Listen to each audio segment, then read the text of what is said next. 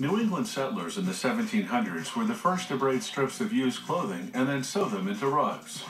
Today, high-speed machines create this classic look in a fraction of the time, but with synthetic as well as natural fabric and yarns, so the rugs last even longer. This company's most popular rugs are oval or rectangular, some small enough for your stairs. The rugs begin as yarn. They wind the yarn onto bobbins that fit the factory's machines.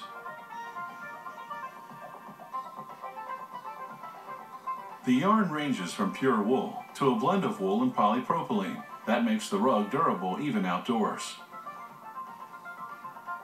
This machine braids yarn from 24 bobbins around a core of synthetic fabric. The result is a complicated weave called cable lock. Other rugs have just 3 braided segments in what's called a flat braid. Here, a worker uses a powerful sewing machine to join flat braids with sturdy nylon thread. This makes one enormous piece the length of half a tennis court.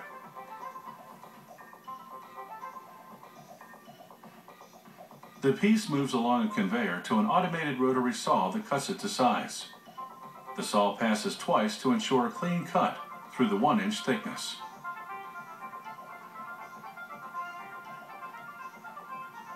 Another industrial sewing machine attaches binding tape to seal the edge. This prevents rectangular and square rugs from unraveling. Oval and round rugs don't need this because their braids aren't cut. This machine does what's called serging. It sews yarn over the binding tape to cover it, a purely aesthetic gesture.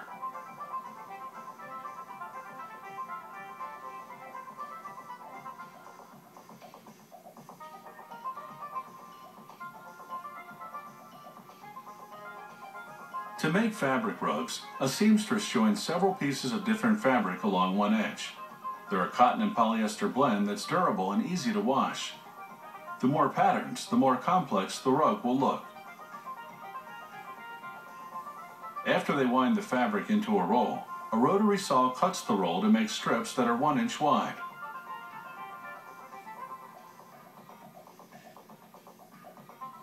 The fabric strip then unwinds into a machine that folds it over filler. This forms the core of the fabric tubes they call spaghetti. The machine wraps the fabric around the filler, then sews the edges into a closed tube.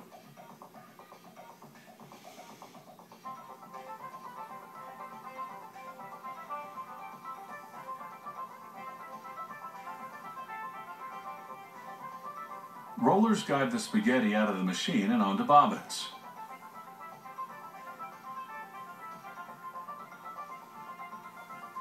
This machine weaves spaghetti from 3 bobbins into a flat braid. Fabric rugs are made only as flat braids because the material is too thick to weave into a cable lock. The braids settle into barrels for storage until they're woven into rugs.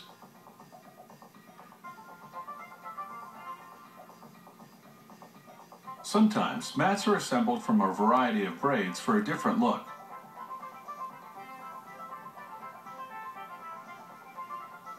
To make an oval or round rug, a worker coils one continuous braid around itself.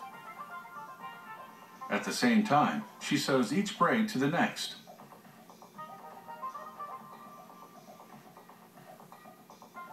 These rugs can have anywhere from 16 to 320 rows. This factory uses tables with holes that blow pressurized air to float rugs like this one as they grow heavier. The ovals range in size. They can be as small as a doormat and as large as a swimming pool.